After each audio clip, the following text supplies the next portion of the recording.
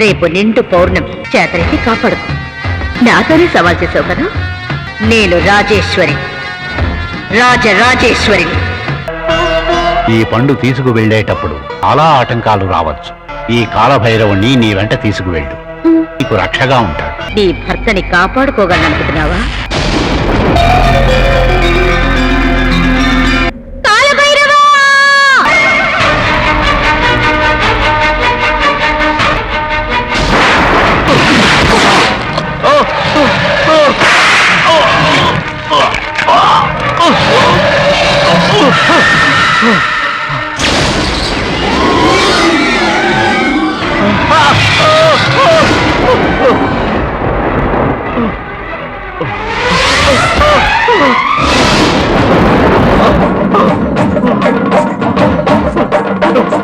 నన్ను చేయకు,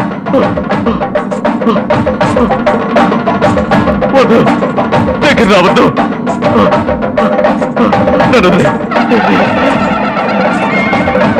నన్ను క్షమించు, నేను చేసిన తప్పే. నన్ను చేయకు, నన్ను చేయకు, నన్ను వదిలి, నన్ను వదిలి, వద్దు.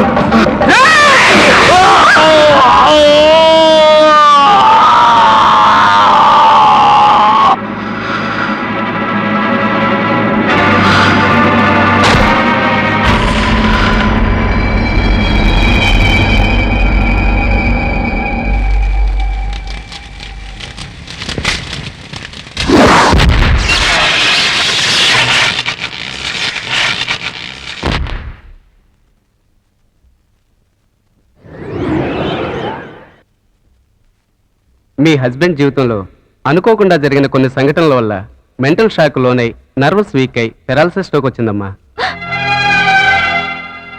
దిగులు పడకమ్మా, ఇలాంటి కేసులు కూడా సక్సెస్ చేశాం. తర్వాత ఓ ముఖ్యమైన విషయం, నువ్వు ఆయనతో 6 నెలల వరకు ఏ కాంటాక్ట్ పెట్టుకోవద్దు.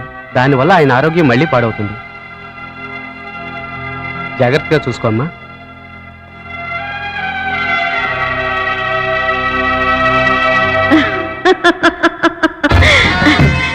6 నెలలు కాదు, నీ జీవితంలో ఎప్పుడు నువ్వు ఆయనకి దగ్గర కాలేవు. రేపు నిండు పౌర్ణమి, నీ కాదు నా రాజాకి నేను దగ్గర కాబోయే రోజు. ఆయన్ని తీసుకువెళ్తాను, చేతనెత్తి కాపాడుకో. నాతోనే సవాల్ చేసావు కదా. నేను రాజేశ్వరి, రాజరాజేశ్వరిని.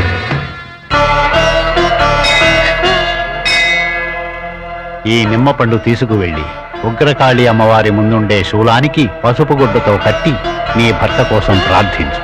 ఆ అమ్మ తప్పక అనుగ్రహిస్తుంది.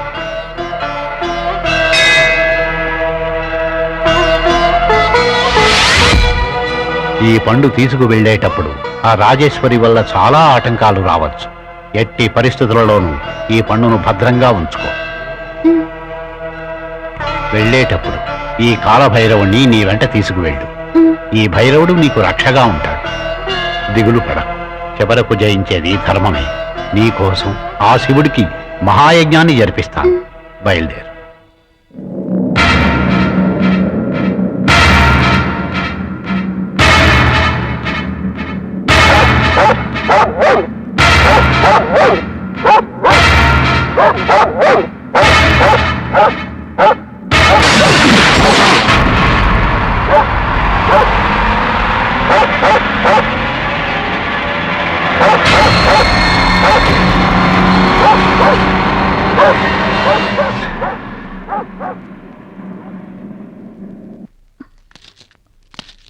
అవును, కాలభైరుడు ఎక్కడికి వెళ్ళాడు? మీరు వెళ్ళండమ్మా, నేను పంపిస్తాను. రండి, జాగ్రత్త అండి.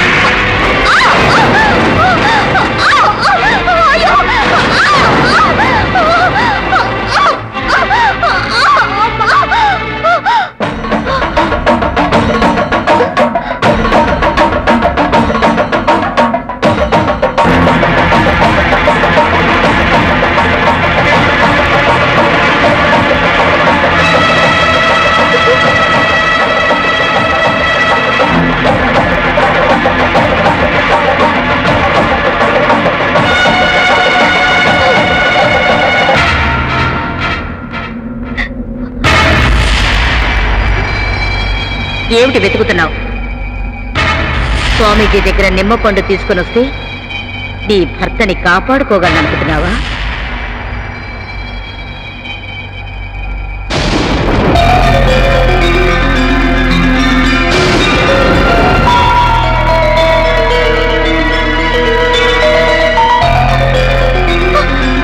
నీ భర్తని కాపాడబోయే నిమ్మ పండుని తీసుకొచ్చుంటావు.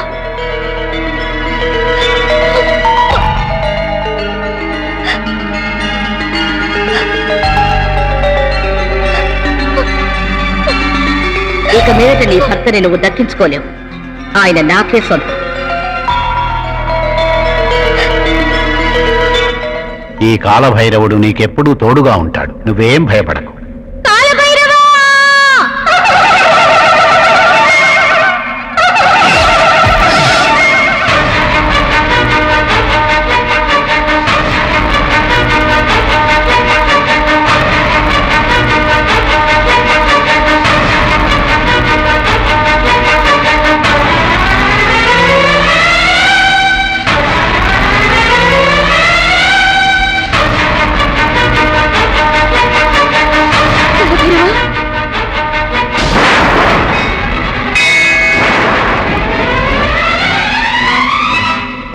రక్షించండి.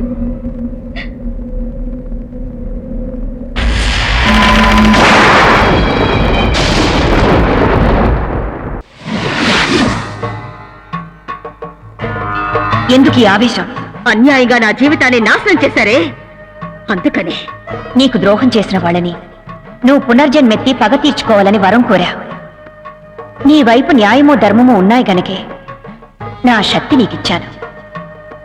కానీ నువ్వు ధర్మాన్ని తప్పి ఇంకొక స్త్రీ భర్తని పొందాలని ఆశపడ్డావు. ఇది ఏ విధంగా న్యాయం? లేదు, పోయిన జన్మలో ఆయన నా భర్త. పోయిన జన్మలో అతను నీ భర్తే అయ్యుండొచ్చు, కానీ ఈ జన్మలో అతను మీనాక్షి భర్త. మానవ జన్మలో ఆయుష్ ఉన్నంత వరకే సంబంధాలుంటాయి. లోకాన్ని పాలించే తల్లి వినుబు, నా కర్తవ్యం ఏమిటో చెప్పు. నువ్వు పుట్టిన పని పూర్తయింది. ఈ జన్మలో నువ్వు పుట్టింది ఆ రాక్షసుల్ని అంతం చేయడానికి, జీవించడానికి కాదు. నువ్వెందుకు మానవ జన్మకు ఆశపడుతున్నావు? దేవతగా మారే మహాయోగం నీకుంది. నిన్ను కరుణించి నీకో వరం అనుగ్రహిస్తున్నాను. అష్టకాళికల శక్తులన్నిటి కలయికనై 9వ శక్తినై నవగ్రహ నాయకినై శ్రీ రాజరాజేశ్వరినై శాంత స్వరూపిణినైన నాలో నువ్వు ఐక్యమవుతావు. ఆదర్శవంతమైన నీ జీవితం ఒక కథగా ఈ లోకంలో శాశ్వతంగా మిగిలిపోతుంది. నీ కథను శ్రద్ధగా విన్నవారికి కన్నవారికి ఆయురారోగ్య ఐశ్వర్యాలను నేను ప్రసాదిస్తాను.